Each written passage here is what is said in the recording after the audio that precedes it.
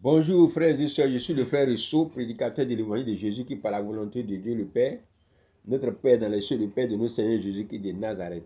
Je m'adresse à tous ceux qui sont dans la dispersion selon l'Esprit et qui partagent la même foi que nous. Frères et sœurs, la dernière fois, nous avons fini de parler de l'héritage par rapport au testament et nous sommes toujours dans la construction de l'Église. Aujourd'hui, nous allons parler de la mort du testateur. Nous savons que c'est la mort du testateur qui valide. Dans un testament, tant que le testateur n'est pas mort, n'a aucune force. C'est la mort du testateur qui valide le testament et qui donne la puissance testamentaire aux paroles qui sont écrites là-dedans. C'est aussi le cas par rapport à la construction de l'Église. C'est la mort de Christ qui va donner de la puissance à la construction, qui va faire que la construction sera solide. En effet, il est mort, il est monté au ciel, il a reçu du Père le Saint-Esprit qui avait été promis et il a répandu et nous l'avons vu selon les Écritures. Le Saint-Esprit, comme Jean l'avait dit, effectivement Jean avait promis que lui, il a baptisé de l'eau, mais le Fils viendrait qui nous baptiserait du Saint-Esprit et du feu. Et voilà comment est-ce que les choses se sont passées. Le baptême du Saint-Esprit. Christ est mort, il est ressuscité, il est monté au ciel. Selon les Écritures, dans Actes 2, verset 33, il est écrit: élevé par la droite de Dieu, il a reçu le Saint-Esprit qui avait été promis et il a répondu comme vous le voyez et l'entendez. Amen. Donc Christ est monté au ciel, il a reçu le Saint-Esprit et il a répandu une bonne fois pour toutes. Mais qu'est-ce que disent les Écritures par rapport à ce que nous pouvons recevoir le Saint-Esprit individuellement, comme le Père aussi l'a dit? Il a dit: je répandrai de mon esprit sur toute chair. Donc voilà ce que l'Écriture dit par la bouche de Pierre. Acte 2, verset 38. Pierre leur dit: répentez-vous et que chacun de vous soit baptisé au nom de Jésus-Christ pour le pardon de vos péchés et vous recevez le don du Saint-Esprit. Car la promesse est pour vous, pour vos enfants et pour tous ceux qui sont loin, en aussi grand nombre que le Seigneur notre Dieu les appellera. Amen. Donc, Pierre donne ici le mécanisme par lequel ce Saint-Esprit qui a été répandu là, par lequel nous pouvons le recevoir individuellement en nous. Et cela a bien eu lieu dans l'Église primitive. Acte 2, versets 1 à 4.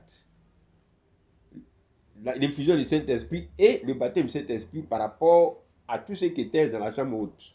J'ai lu les Écritures. Le jour de la Pentecôte, ils étaient tous dans le même lieu. Tout à coup, il vint du ciel un bruit comme celui d'un vent impétueux. Et il remplit toute la maison où ils étaient assis. Des langues semblables à des langues de feu leur apparurent séparées les unes des autres et se posèrent sur chacun d'eux. Et ils furent tous remplis du Saint-Esprit et se mirent à parler en d'autres langues selon que l'Esprit leur donnait de s'exprimer. Amen. Donc, le Saint-Esprit, selon que les Écritures le Père lui-même avait dit: j'ai répandu de mon esprit et je suis tout cher.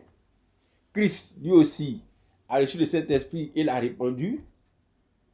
L'Église primitive nous révèle que le Saint-Esprit est effectivement descendu et que les disciples de l'Église primitive l'ont reçu et l'ont manifesté. Un point, un trait. Ce n'est plus maintenant que l'homme va attendre le Saint-Esprit. Le Saint-Esprit est répandu. Maintenant, il faut entrer dans ce mécanisme que Pierre, par la bouche de Pierre, le Saint-Esprit, l'Esprit de Dieu nous enseigne.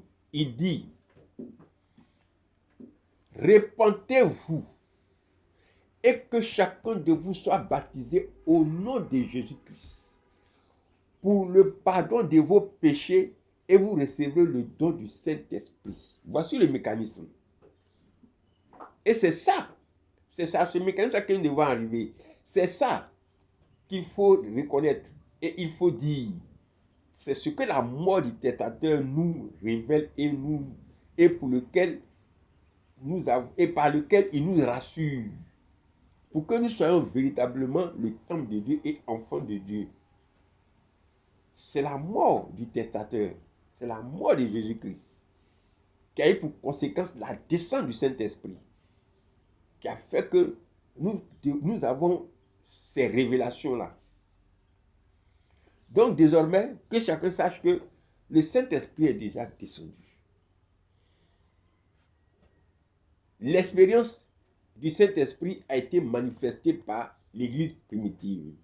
Et le Seigneur ne nous a pas laissés oisifs dans la connaissance des choses. Il dit par la bouche de Pierre, répentez-vous et que chacun de vous soit baptisé au nom de Jésus-Christ. Pourquoi? Pour le pardon de vos péchés. Et c'est en ce moment-là que vous recevrez le don du Saint-Esprit. Amen.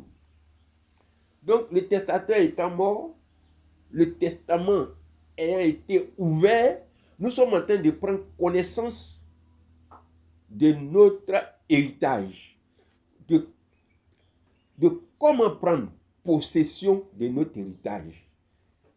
Oui, effectivement, quand le testateur meurt, le notaire ouvre le testament et il lit.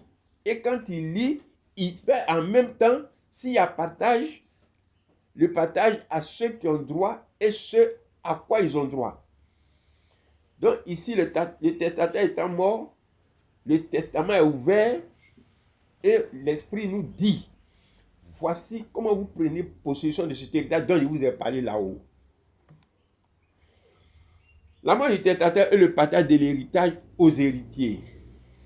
C'est à la mort du testateur et après l'ouverture du testament que les héritiers prennent possession des parts qui leur ont été révélées par le testateur. Effectivement. Et là, le Saint-Esprit est descendu, nous a montré comment est-ce qu'il faut faire pour le recevoir.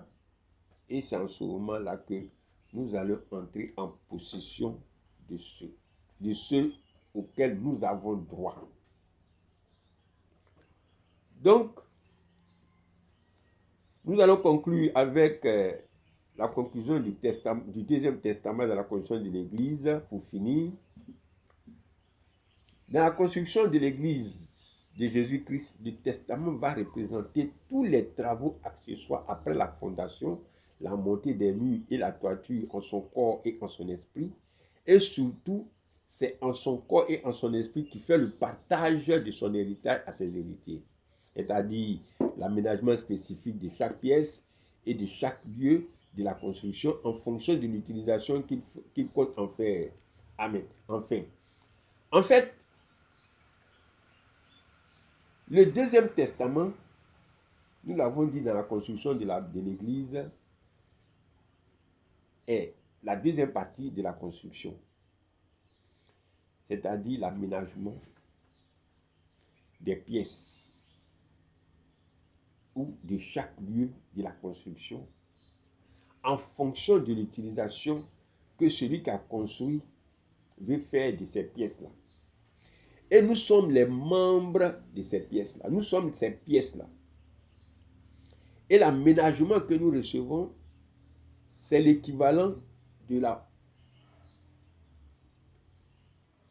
ce que nous recevons comme enseignement. Car il a dit, il a donné les 5 ministères pour le perfectionnement des saints. Donc quand nous recevons le Saint-Esprit, nous sommes perfectionnés afin de prendre possession de notre héritage. Et c'est ces 5 ministères qui vont participer à l'édification du corps. Donc nous allons être informés de ce que nous sommes, du membre que nous représentons dans le corps de Christ. Car il dit, nous sommes tous membres de son corps. Et c'est ce que le deuxième testament nous révèle. J'ai les Écritures, Éphésiens 4, versets 10 à 11. Le deuxième testament de la construction de l'Église de Jésus-Christ par rapport au perfectionnement et à l'édification. Celui qui est descendu, c'est le même qui est monté au-dessus de tous les cieux, afin de remplir toutes choses. Et il a donné les uns comme apôtres, les autres comme prophètes, les autres comme évangélistes, les autres comme pasteurs et docteurs. Pourquoi? Pour le perfectionnement des saints en vue de l'œuvre du ministère et de l'édification du corps, jusqu'à ce que nous soyons tous parvenus à l'unité de la foi et de la connaissance du Fils de Dieu, à l'état d'homme fait, à la mesure de la stature parfaite de Christ. Amen. Et pour dire quoi? Que le deuxième testament dans la conscience de l'Église de Jésus-Christ est le perfectionnement des saints pour l'œuvre du ministère est fondamental. Dans la construction de l'Église de Jésus-Christ, le testament va représenter tous les travaux accessoires après la fondation, la montée des murs et la toiture en son corps et en son esprit. Ce sont les enseignements que nous recevons, c'est-à-dire des 5 ministères, là, ce que nous recevons, là, c'est ce qui va représenter les accessoires. Parce que nous avons déjà le Saint-Esprit. Donc la maison est construite. Maintenant, on est en train d'aménager la maison. Donc nous avons le Saint-Esprit. Ce sont ces 5 ministères qui vont maintenant nous perfectionner. Nous donner les arts, les éléments nécessaires pour que nous puissions manifester le ministère, l'œuvre du ministère dont il s'agit ici. Le deuxième testament de la construction de l'Église de Jésus-Christ et l'édification du corps. Le deuxième testament de la construction de l'Église de Jésus-Christ par rapport à l'édification du corps, c'est en son corps et en son esprit encore, qu'il fait le partage de son état à ses états, c'est-à-dire l'aménagement et ces choses dont je viens de parler tout à l'heure. Mais ici, par rapport au perfectionnement, l'édification nous permet de connaître exactement ce à quoi nous sommes appelés. Afin qu'au jour du jugement, nous sachions, nous ne soyons pas confus. Parce qu'il a dit, le tribunal, et le jugement va commencer par le tribunal de Jésus-Christ. Et c'est là est-ce qu'il demandera à chacun ce qu'il aura fait étant dans ce corps.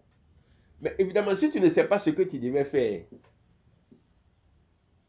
seulement que tu sois condamné. Mais ici, il y a jugement, c'est parce qu'il a prévu déjà pour nous enseigner ce que nous devions faire étant dans ce corps. Donc nous comprenons que c'est nécessaire, c'est important qu'il y ait les 5 ministères dans l'Église afin que l'édification et le perfectionnement des saints soient effectifs et que nous ne soyons pas jugés à tort au tribunal de Christ. À travers les 5 ministères, le Seigneur veut nous dire ce qu'il attend de nous. En tant que nous sommes membres de son corps, c'est ce que les 5 ministères ont le devoir de nous révéler. Amen. Nous allons nous arrêter là pour aujourd'hui. La prochaine fois, nous allons parler de la construction de l'Église par rapport à la deuxième sacrificature. Que Dieu nous garde. À la prochaine.